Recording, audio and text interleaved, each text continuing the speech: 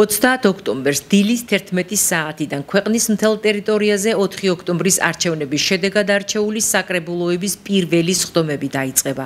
Ამ დროიდან შეუდგება ფუნქციონირებას ზესტაფონის ადგილობრივი განკარგულებელი ორგანოც. საკრებულოში 36 დეპუტატი იმუშავებს 34 მმართველი გუნდიდან 2 კი ოპოზიციიდან.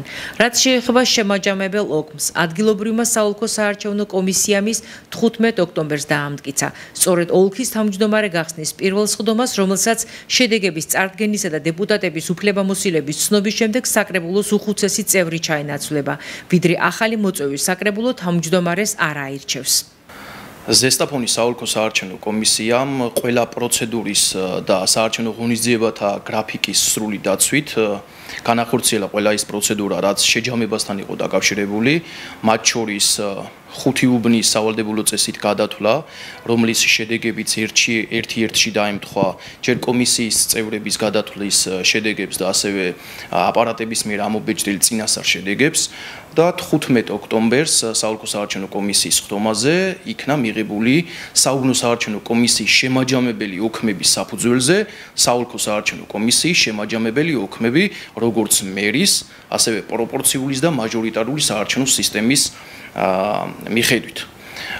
მინდა გითხრათ, რომ წინასწარი შედეგები არ შეცვლილა და წინასწარი შედეგებისთანავე იყო უკვე ცნობილი მაჟორიტარი კანდიდატების ვინაობა, ასევე მერის ვინაობა და ამას დაემატა პროპორციული საარჩევნო სისტემით გასული საკრებულოს წევრების რაოდენობა, სულ 15 არის, აქედან 13 მანდატი მოიპოვა ქართულმა ოცნებამ, ხოლო თითო მანდატი მიიღო ძლიერი საქართველოს ლელომ და გახარია საქართველოსთვის საარჩევნო სუბიექტებმა. ყველა მაჟორიტარულ ოლქში გამარჯვება მოიპოვეს ქართული ოცნების მიერ წარდგენილმა მაჟორიტარი დეპუტატობის კანდიდატებმა და ასევე მერიც გახდა ქართული ოცნების კანდიდატი. რაც შეეხება საკრებულოს ფუნქციონირების დაწყებას, ასევე 15 ოქტომბრის საქართველოს საარჩევნო ადმინისტრაციულ ცესკოს სხდომაზე გაჟღერა ცესკოს თავმჯდომარემ, რომ 30 ოქტომბერს ჩატარდება საკრებულოების პირველი სხდომა, მათ შორის ჩვენს მუნიციპალიტეტშიც გაიმართება პირველი სხდომა, რომლის გახსნის პატივიც მექნება მე როგორც ზესტაფონის საოლქო საარჩევნო კომისიის ხელმძღვანელს და საკრებულოს პირველ სხდომაზე ეყრება კენჭი ახლად არჩეული საკრებულოს შემადგენლობის უფლების ცნობას. რაც შეეხება ახალი მერის უფლებამოსილების საკითხს, ვახტანგ ღამბაშიძე აღმასრულებელი ხელისუფლების პირველი პირის საბრძელს მას შემდეგ დაიკავებს, რაც ამ დროისთვის მოქმედ მერს უფლებამოსილების 4 წლიანი ვადა ამოიწურება. ეს დრო კი, როგორც ვიცით, 26 ოქტომბერია.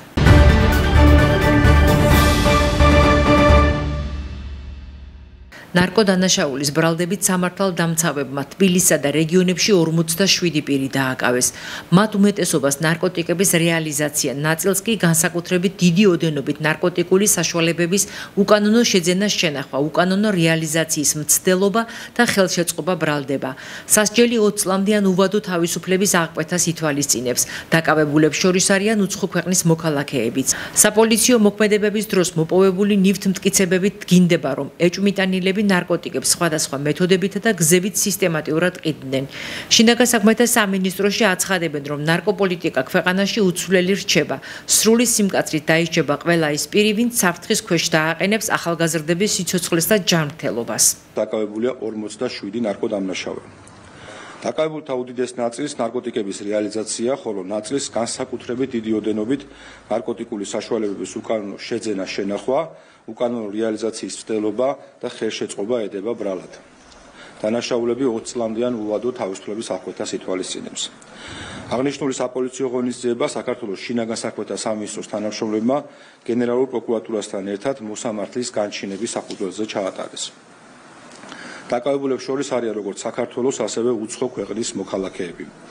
სამართალდამცველების მიერ ინტენსიურ რეჟიმში ჩატარებული საგამოძიებო მოქმედებების შედეგად მოპოვებული მტკიცებულებებით, მათ შორის მოსამართლის განჩინების საფუძველზე განხორციელებული ფარული აუდიო-ვიდეო ჩანაწერებით დგინდება, რომ დაკავებული ნარკორეალიზატორები ნარკოტიკულ საშუალებებს მოქალაქეებზე სხვადასხვა მეთოდითა და გზებით სისტემატიურად ყიდდნენ.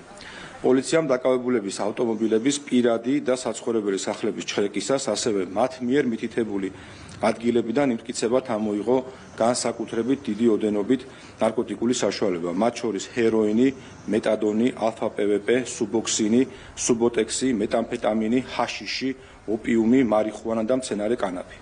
გამოძიება საქართველოს სისხლის სამართლის კოდექსის 260, 260 ტერცია და 260 კვარტა მუხლებით მიმდინარეობს.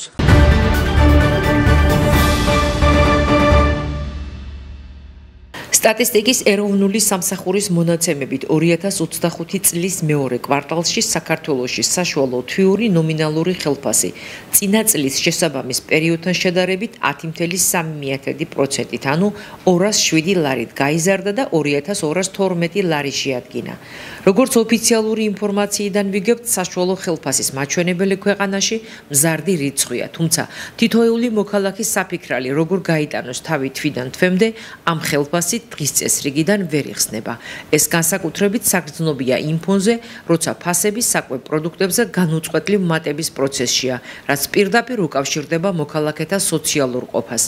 ხელფასის ზრდა თუ ეკონომიკური პოლიტიკა არ შეიცვალა, პრობლემას ვერ აღმოფხვრის. გვეუბნება ეკონომისტი და განმარტავს, რა შეიძლება იყოს სიტუაციიდან გამოსავალი.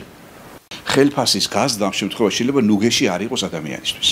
თუ ხელფასი გაიზარდა და ეკონომიკური პოლიტიკა არ შეუცვალეთ, ანუ იმპორტ-ჩანაცვლებით პოლიტიკა არ ვაწარმოეთ, ხელფასის გაზრდა ავტომატურად გამოიწვევს ფასების ზრდას. ფასების ზრდა თუ ისევ ხელფასი გავზარდეთ, ამას ჩვენ ეკონომისტები ვუძახით ინფლაციური სპირალი ქვია ამას. ანუ შენ რო ხელფასი გაგეზარდოს, ფასებიც გაიზრდება, რას მოიგებ ამით ვერაფერს.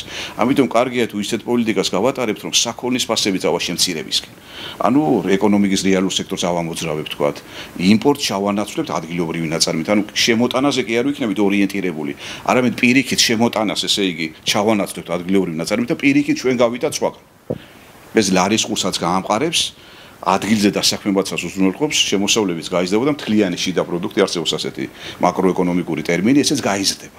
ანუ ხელფასის ზრდა ამ შემთხვევაში გამოსავალი არ არის.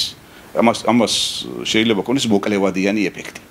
ეს ფასების ზრდას მაინც გამოიწვევს შემთხვევაში, თუ პოლიტიკა როგორც ახლა ვახსენეთ და ჯერად ამწამს, რომ როგორც გაცხადებულია მთავრობის ეკონომიკური გუნდის მიერ, გატარდება ისეთი პოლიტიკა და საბედნიეროდ ჩვენ გვყავს ესეთი მეცნიერ ეკონომისტები, მათ შორის მეცნიერებად ეროვნულ აკადემიაში, რომელსაც აქვს გარკვეული ხედვები ამ მიმართულებით. აგრარული მიმართულებით, თქვა, მრეწველობის განვითარების მიმართულებით და ამ შემდეგ, რომ ეტაპობრივად ჩავანაცვლოთ იმპორტი, რაც გამოიწვევს სამუშაო ადგილების ზრდას, ხელფასების და ამას ქვია რეალური ხელფასის და ინფლაცია იქნება კონტროლირებადი.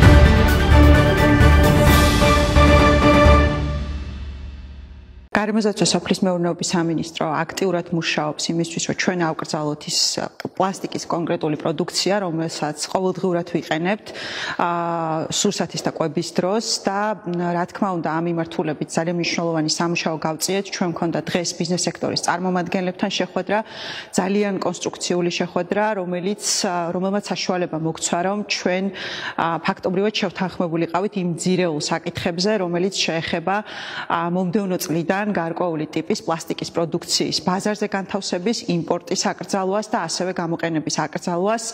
მე მინდა მადლობა გადაუხადო ბიზნეს სექტორის წარმომადგენლებს ასეთი კონსტრუქციული თანამშრომლობისთვის და აი ამ ძირეულ საკითხებთან დაკავშირებით შეთანხმებისთვის.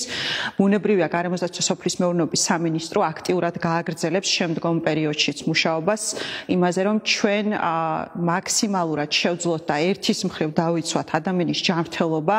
ჩვენთვის ეს არის მთავარი ამოცანა, რომ შევამციროთ პლასტიკის მოხმარება ყოველდღიურ ცხოვრებაში და დავიცვათ ადამიანის ჯანმრთელობა და ბუნებრივია გაუფრთხილდეთ ასევე ჩვენ საცხოვრებელ გარემოს. დღევანდელი შეხვედრა, ისევე როგორც სხვა დანარჩენი, შედეგიანად დასრულდა. ჩვენ შევჯერდით საბოლოო ვადებზე, რომ ისე რომ არც ბიზნესი დაზარალდეს და სახელმწიფოსთვისაც მისაღები იყოს ეს რეგულაციები. ჩვენ ყველა შევთანხმდით იმაზე, რომ რა თქმა უნდა ის რაც ჯანმრთელობისთვის მავნეა, არც ბიზნესისთვის არის ხელსაყრელი. შევჯერდით, რომ გონივრულ ვადაში ჩავეტევით იმ არსებულ ნაშთებზე, რაც გვაქვს ამ ეტაპისთვის და რასაც მოვასწრებთ იანვარში იმპორტს.